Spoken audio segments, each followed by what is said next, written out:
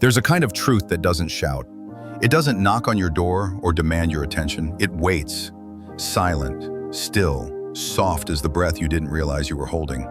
It rests not in the noise of books or philosophies, but in the unnoticed spaces of your life. The hush before dawn, the exhale after tears, the moment you stop chasing and start listening.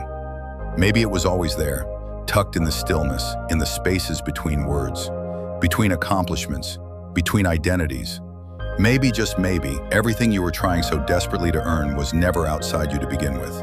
It's strange how we spend years climbing, striving, acquiring, convinced that the next title, the next applause, the next possession will finally quiet the longing inside. But what if all that effort was not a pursuit of happiness, but a reflection of our distance from ourselves?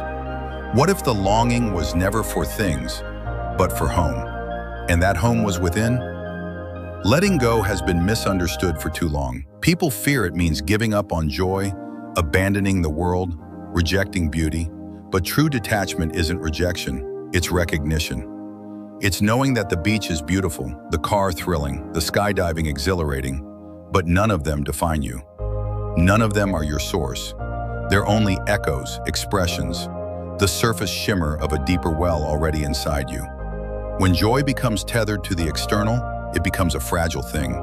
It sways with the wind, dissolves with a shift in weather. Because the world was never built for permanence. To build your peace on its foundation is to anchor yourself to sand. Peace is found elsewhere, in alignment, in integrity, in the rare but powerful convergence of feeling, speaking, and doing in harmony. When your internal world stops contradicting itself, when your intentions align with your words, and your words align with your actions, and your actions align with the natural rhythm of life, something changes. You stop resisting and start flowing. Life, once a battlefield, becomes a current you move with. And yet, most of us move in chaos. We say we want one thing but act in opposition. We send mixed signals into the universe, into our relationships, into our own hearts. We plant seeds of hope and water them with fear, and then we wonder why they don't grow. But reality is responsive. Energy doesn't lie. A seed nurtured with love, effort, and patience has no choice but to bloom, maybe not on our timeline, but in its own right season. Desperation tightens the soil. Certainty softens it. Dreams don't require clinging, they require care, they require trust. And that trust begins not in others or outcomes, but in the quiet knowing that you don't have to lose yourself to find your path. What is meant for your soul will never demand its compromise. It will fit like breath in your lungs, like rhythm in your step. Still, many wait for someone to hand them the map, to offer the keys, to whisper the secret that will unlock it all. But every real teaching, every profound sacred truth has always turned us inward. You cannot pour from an empty cup. You cannot love deeply while bound in your own suffering. You cannot lead while lost. So the work begins inside, not out of selfishness, but from necessity. You fill your own cup, not to hoard, but so you may overflow. So you may offer something clean and whole and real. And this giving, this compassion, it's not born of pity. It's not a superior gaze down upon the suffering of others. It's the recognition that there is no other. That your joy and their joy are intertwined. That the pain you see in them echoes your own. That separation is the illusion. And the deeper that recognition goes, the more hollow the idea of individual success in a broken collective becomes. You cannot thrive at the top of a burning mountain. The smoke will find you. Harmony isn't idealism, it's survival. Living authentically begins with one terrifying step. Seeing yourself without illusion, without justification, without the filters of habit or the armor of ego. Are you moving from truth or convenience? Are your decisions rooted in clarity or fear? Can you sit with your own contradictions without flinching? Observation is the beginning, but it is not enough. You must pair it with courage. The courage to hold your gaze when what you see makes you uncomfortable. The courage to act on what you find, not to shame yourself, but to rise. Awareness without bravery becomes paralysis. Bravery without awareness becomes recklessness. Together, they form the key to real change. And your body is not just flesh and mechanics. It is your sacred ally, Your body becomes your trainer, your mirror, your ground. It is in the tremble of your muscles under stress that you hear the whispers of your own mind.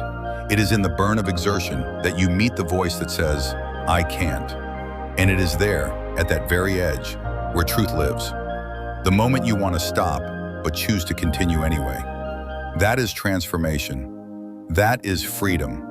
Not freedom from pain, but from the false belief that you can't endure it. And slowly, that practice becomes more than physical.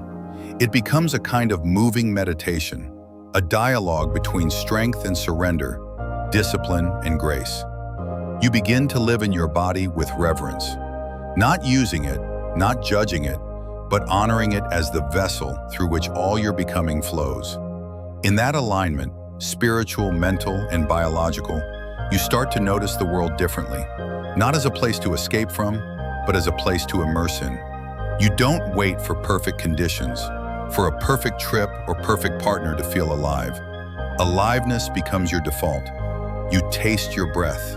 You feel the earth. You begin to remember what you forgot while scrolling. That your skin holds memory, ancient and primal. That your fingertips crave not glass screens, but tree bark, running water, warm stone. You remember that your life is not meant to be downloaded, but experienced. That presence is not a luxury, it's a birthright. There's a moment when you realize the person you've been obsessively thinking about is not the one haunting your thoughts. The truth is, it's your own reflection in them that your mind keeps chasing. Not their smile or their silence, not even their absence. It's what they awakened in you, what they stirred, what they left unfinished. That kind of presence is powerful. It doesn't require touch or words or even proximity. It lingers in the hidden corners of your inner world, surfacing during quiet moments, like a ghost without a grave. It's not obsession, it's not weakness, it's a message from a version of you that still holds on to an experience not for what it was, but for what it meant. You're not chasing a person, you're chasing meaning, understanding, completion. When someone occupies your thoughts for days, weeks, or even years, it's easy to mistake that persistence for destiny, as if the universe is pointing you toward them, whispering that they're your missing piece. But maybe the universe isn't pointing you toward them at all. Maybe it's pointing you toward yourself, using their memory as a mirror. Because mirrors don't lie, and sometimes it takes another person to show you your wounds, your longing, your unmet needs. Maybe they reflected the kind of love you never gave yourself. Maybe they reminded you of the rejection you still haven't healed. Or maybe they simply arrived to play their role. Not to stay, but to wake you up. And that kind of awakening isn't pretty, it's raw. It tears you open, not to hurt you, but to show you what you've kept buried under smiles and distractions. You think it's about forgetting them, but it's not. It's about remembering yourself. The self before them, the self beyond them, the self that forgot its worth when love felt conditional. It's about reclaiming your inner space, the thoughts, the energy, the nights you surrendered without consent. That space was never theirs to own. It was yours to protect. And now it's time. Not time to erase the memories, but to stop letting them write the story.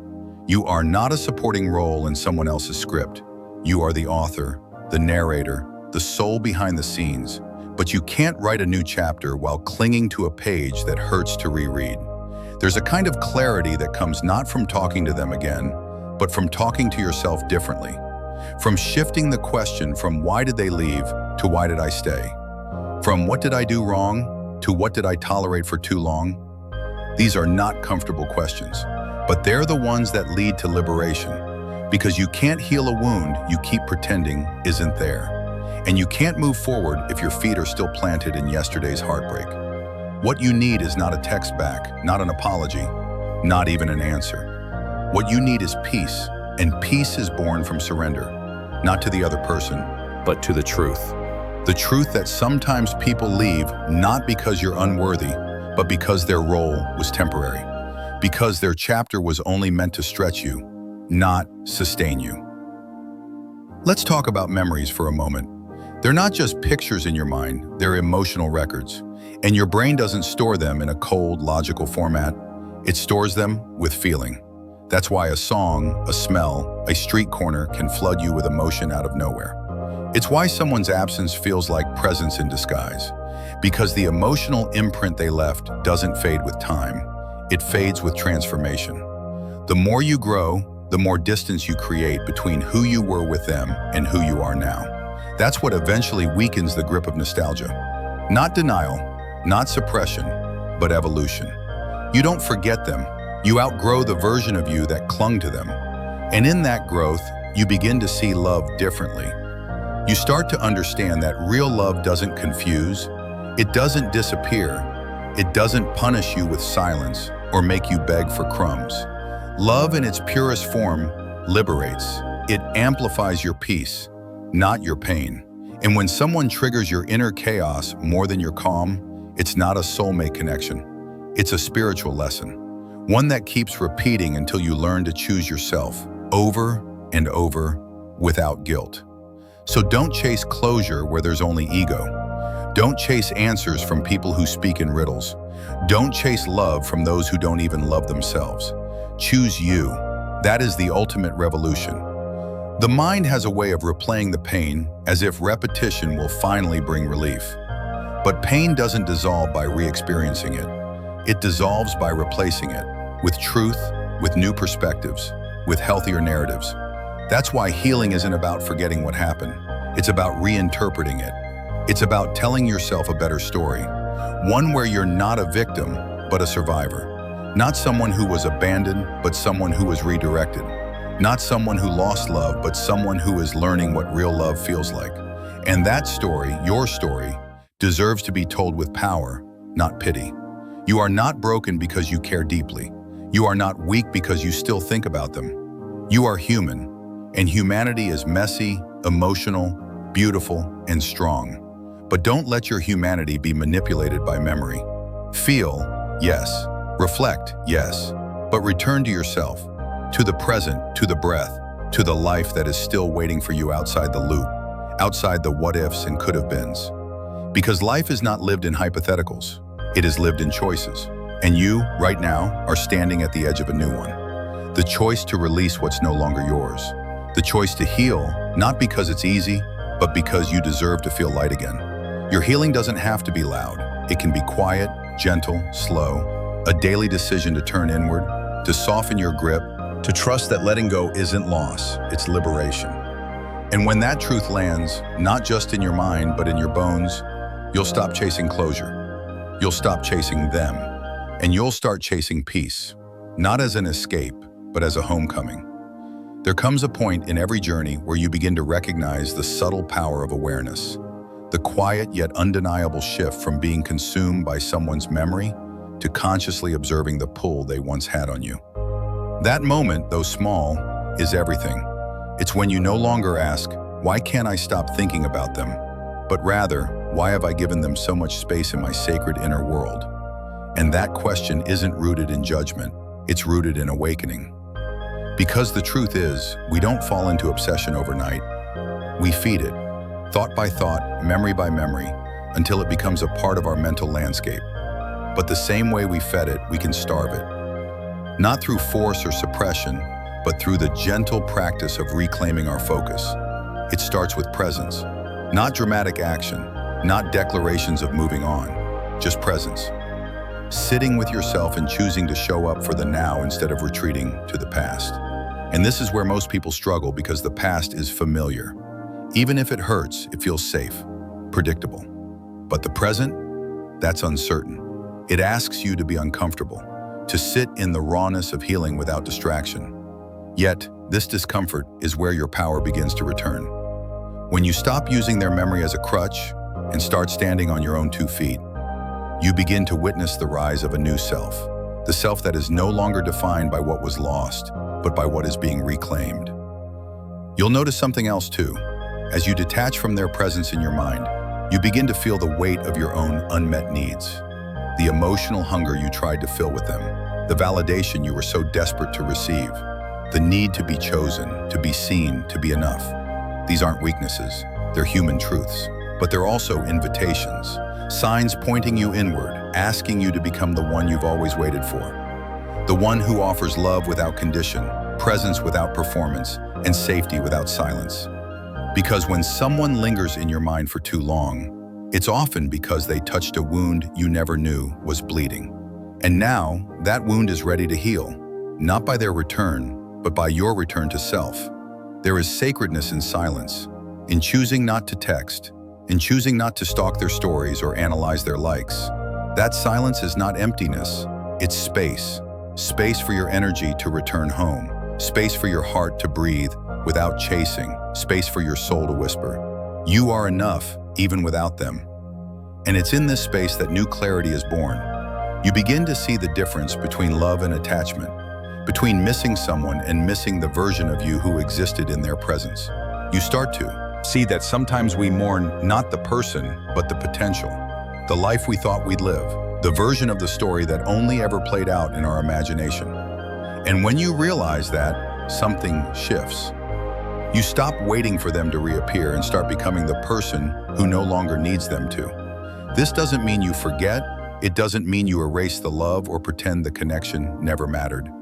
It simply means you accept it for what it was, a chapter, not the whole book, a lesson, not your final sentence.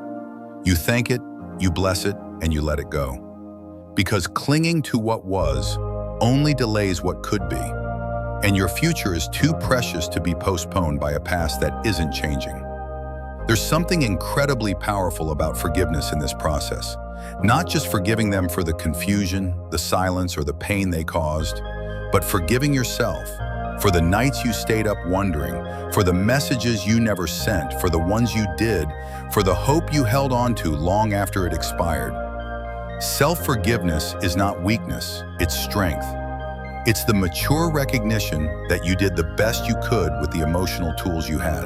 And now you are wiser. Now you see clearer. Now you're ready to live from a place of truth, not longing. Remember, healing doesn't always look like closure wrapped in clarity. Sometimes it looks like acceptance without answers, peace without explanation. Sometimes it's simply the decision to stop bleeding over someone who didn't even know you were wounded. And in that decision, you take your power back. Not loudly, not dramatically, but deeply, quietly, fully. You become the safe place you always sought in someone else. You become your own home. You don't need them to miss you. You don't need them to regret. You don't need them to understand what they had. Because the real question isn't whether they'll ever realize your worth. It's whether you finally will. Because when you do, when that worth roots itself in your bones, you stop chasing ghosts. You stop rereading old texts. You stop waiting for signs. You stop letting their name echo through your thoughts like a prayer. And instead, you begin writing a new story, one where you are centered, one where you are whole. And slowly, the grip loosens, the mental loop quiets, the emotional fog begins to lift. It doesn't happen all at once. Healing never does. But it happens. With each breath, with each boundary, with each act of self-respect, you don't move on by forgetting them. You move on by remembering yourself. And when that remembering becomes your daily rhythm, you'll wake up one morning, think of them, and feel nothing. No ache, no pull, just gratitude for the lesson and peace for the space they once filled. Because you finally chose you. And that choice, made again and again, is how freedom begins. There's a strange kind of grief that arises when you begin to let go of someone who never gave you the closure you thought you needed. It's not loud, it doesn't knock you over like heartbreak once did. It's quiet, subtle, a whisper that tells you something inside is shifting. Not because they apologized, not because they returned, but because you stopped waiting. And in that moment of not waiting, you begin to realize how much power you've been giving away. Every memory you clung to, every day you replayed conversations, every tear you shed in silence. It wasn't about them anymore. It was about the emotional weight you were carrying long after they were gone. And now you're beginning to put it down. This grief is different. It doesn't ache in the same way. It hums, it invites reflection. And in that stillness, you start to see that their presence in your mind wasn't love. It was a placeholder, a space you hadn't yet filled with your own healing. A space that still waited for answers, even when none were coming. But the longer you sit with yourself, the more you discover that answers aren't always necessary. Understanding isn't always needed. What's needed is presence. Presence with the now, presence with yourself. And that presence is a practice, something you choose every day when your mind tries to drift back, and you gently remind it, we're not living there anymore. The truth is, no one teaches us how to emotionally clean house. We're taught to move on quickly, to find distractions, to pretend we're fine. But the residue remains, the energetic imprints of connections that once felt like home. And if you never clear them, they become emotional clutter. They take up space in your thoughts, in your dreams, in the way you see yourself. And so the real healing begins when you choose to reclaim that space, not by rushing, not by numbing, but by turning inward and asking, what parts of me still feel abandoned? Because when someone leaves without explanation, the part of you that needed reassurance stays stuck in that moment. And unless you go back and hold that part of yourself with compassion, it keeps reaching for someone who already let go. This is why healing is never linear. You'll have days where you feel strong and untouched, and then one small thing, a scent, a song, a photo, will bring it all rushing back, and that's okay. That's not regression. That's remembrance. It's your heart showing you where it still needs tenderness. It's not weakness to feel, it's wisdom to listen. Because the goal isn't to erase the memory, it's to strip it of its power, to be able to look at what once broke you and feel peace, not pain. To know that yes, it mattered, but it doesn't define you anymore. Sometimes we confuse intensity with importance. We believe that because we can't stop thinking about someone, they must be special, meant for us, our other half. But thoughts are not truth. Obsession is not intuition. Sometimes the most persistent thoughts are not divine signs, but unresolved trauma looping through your mind, asking to be seen. And when you recognize that, you stop romanticizing the pain. You stop glorifying the connection. You begin to see that what felt magnetic was often just a reflection of an unmet need, a hunger for love, safety, validation. And when you start feeding those needs yourself, the magnetism fades. The grip loosens. You stop confusing longing for love. This is where emotional sovereignty is born. When you stop asking, why did they leave? And start asking, why did I hold on so tightly to someone who wasn't meant to stay? That shift doesn't come easily. It takes honesty, it takes surrender. But once it begins, your entire perspective changes. You no longer see them as the missing piece. You see them as a mirror that showed you where you were still seeking completion outside of yourself. And with that awareness comes liberation. Not the kind that feels like fireworks, but the kind that feels like peace. Like coming home to yourself after a long journey of searching in everyone else's arms. You'll begin to notice the small victories, the moments you no longer flinch at their name, the days you go without thinking of them, the clarity that returns to your mind, the joy that begins to surface in the spaces they once occupied. And these are not just signs of healing, they're proof of your growth. Proof that even without closure, even without an apology, even without reciprocation, you rose. You chose yourself. And that choice is everything. Don't let anyone tell you that detachment means you never cared. Detachment is not indifference. It's the highest form of self-respect. It's saying, I gave my all, and now I give myself back to me. It's the act of honoring what was while choosing not to be enslaved by it. Because at some point, the question shifts from, why did this happen to me, to, what is this trying to teach me? And in that question, you'll find every answer you ever look for in them. You'll realize that the healing you crave from their words, from their touch, from their validation, was always yours to give. You just needed time, you needed truth. You needed to feel your way through the storm and back into your own light. This isn't the end of your story, it's the moment your story changes. Where you stop being the one who waits and start becoming the one who lives. Where your worth is no longer measured by who stayed, but by how deeply you chose to stay true to yourself. That's the transformation, that's the awakening. And it begins every time you say, I release what is no longer mine. I reclaim what was always me. Healing doesn't always arrive like a sunrise. Sometimes it comes quietly, through tiny decisions you make when no one is watching. Like the way you stop reaching for your phone to check if they've messaged. Like the way you no longer linger in conversations about them. Like the way you feel your own breath and realize it's enough to calm you. These small moments don't announce themselves, but they are powerful revolutions. Each one chips away at the illusion that someone else holds the key to your peace. And piece by piece, you begin to return to yourself, not the version of you that broke, but the version that is being rebuilt with awareness, compassion, and strength. Sometimes we get stuck in the belief that if we let go completely, the connection will lose its meaning, that forgetting means it was never real. But the truth is, letting go doesn't mean it didn't matter. It means it mattered so much that you're choosing to honor it properly by not letting it keep you imprisoned. You loved, you lost, you learned. That's not failure, that's a chapter. And just because the chapter ends doesn't mean the story ends with it. You are still here, you are still unfolding, and you still have pages to write. It's tempting to wait for closure, to believe that one final conversation will settle everything. But the reality is, most closure never arrives in the way we expect. You might never hear what you needed to. They may never acknowledge your pain or explain their choices. And that has to be okay. Because closure isn't a gift someone gives you. It's a choice you make for yourself. It's the moment you decide that your peace is more important than their explanation, that your healing doesn't require their cooperation.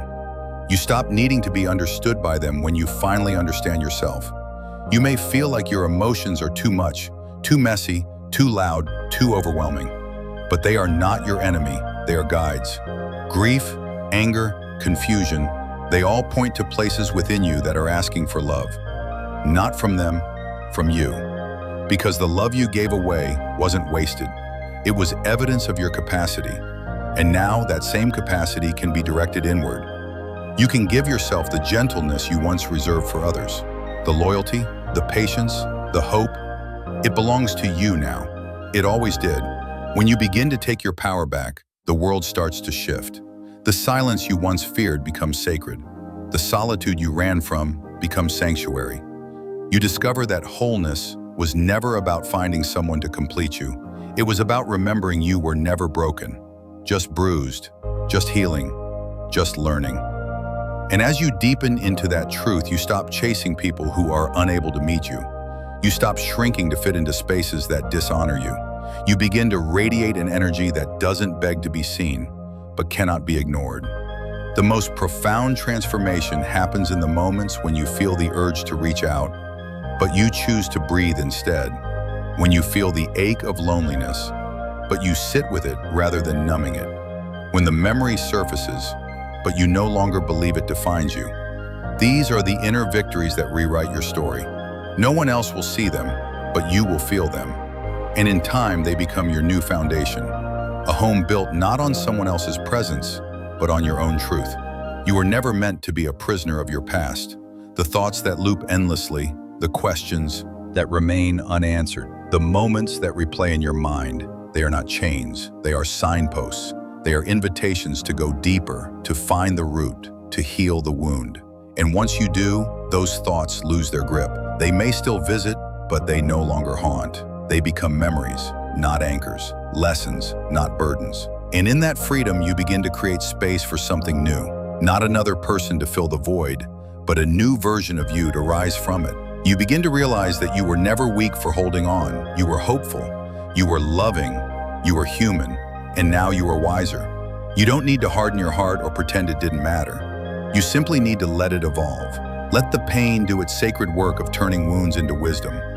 Let it carve new dimensions into your soul. Let it show you the strength that was always within you. The kind of strength that doesn't roar, but radiates quietly from within. There will come a day when their name no longer stings. When you pass by places you once shared and feel a sense of neutrality. When your nights are no longer punctuated by thoughts of what could have been. That day is coming, not because you forget them, but because you finally remembered yourself, your worth, your path, your purpose. You are not here to be someone's afterthought. You are here to be your own beginning. Your healing is not a race, it's a sacred walk. And every step you take, no matter how small, is proof that you're doing the work, that you're showing up, that you're honoring the deepest parts of you. And perhaps the most beautiful part of all of this is that as you heal, you'll begin to attract differently. Not just in love, but in life. You'll magnetize peace instead of chaos, depth instead of distraction, truth instead of illusion. Because when you no longer need someone to complete you, you begin to align with people who celebrate your wholeness. That's the magic of healing. It doesn't just change how you feel, it changes how you live. There's a shift that happens when you finally choose yourself. It's quiet, almost imperceptible at first, but then it begins to ripple through every part of your life. You speak differently, you walk differently. You begin to move in alignment with peace, no longer chasing, no longer waiting. The person who once dominated your thoughts becomes a shadow in your rearview mirror, not because they didn't matter, but because you finally matter more. And in that space, in that clarity, something beautiful begins to bloom. Self-trust.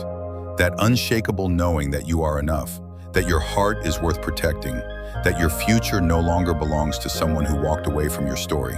Forgiveness plays a subtle yet monumental role in this awakening. It doesn't mean forgetting. It doesn't mean condoning the hurt. It means loosening the grip pain has on your spirit. Forgiveness is the moment you exhale the weight of what they did or didn't do. It's not about them. It's about you choosing not to let bitterness be the echo in your soul. You forgive because peace is more nourishing than resentment. Because carrying the past is too heavy, and you were never meant to shrink under its weight. You forgive so you can feel light again, so you can be free again, so you can live fully without ghosts trailing behind you. And maybe, just maybe, the greatest revenge is not proving your worth to someone who didn't see it. The greatest revenge is no longer needing their validation. It's waking up one day and realizing you haven't thought about them in weeks. It's hearing their name and feeling nothing but neutrality. It's smiling not because they're back, but because you no longer want them to be. That's power. That's liberation. That's the silent roar of a soul that's done begging for breadcrumbs. This journey you've been on, it hasn't been easy. The nights where your chest ached with questions, the days where laughter felt like betrayal to your sadness, the countless times you wondered if you'd ever stop hurting. You carried all of that. You walked through it, and you're still here. Stronger, softer, wiser. And if nothing else, let this truth land deeply in your heart. You have not failed because they left. You have not failed because you love deeply. That love was real. It was courageous. It was a reflection of your humanity. And just because it ended doesn't mean it was worthless. It means it had a purpose. And that purpose might have been to return you to yourself. You see, sometimes the people we lose are the mirrors that show us where we still need to grow. They reflect our wounds, our hopes, our hidden beliefs. And when they leave, we're invited to look at ourselves not through the lens of what was lost, but through the lens of what can now be reclaimed.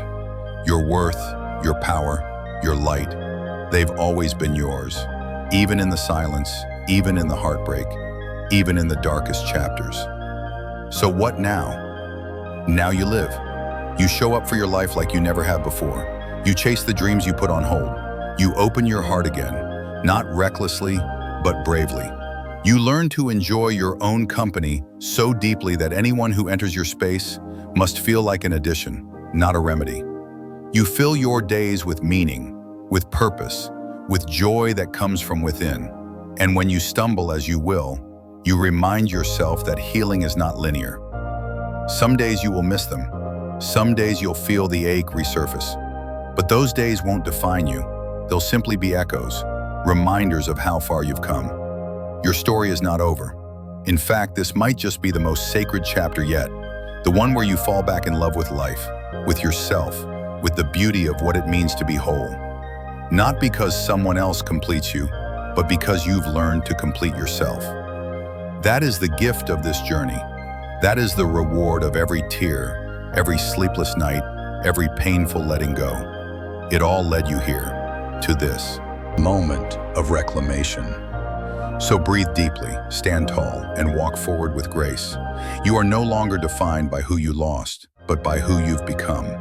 And who you're becoming is someone who understands that peace isn't found in another person's presence. It's found in your own. You've done the work, you've faced the truth, you've honored the pain, and now you rise.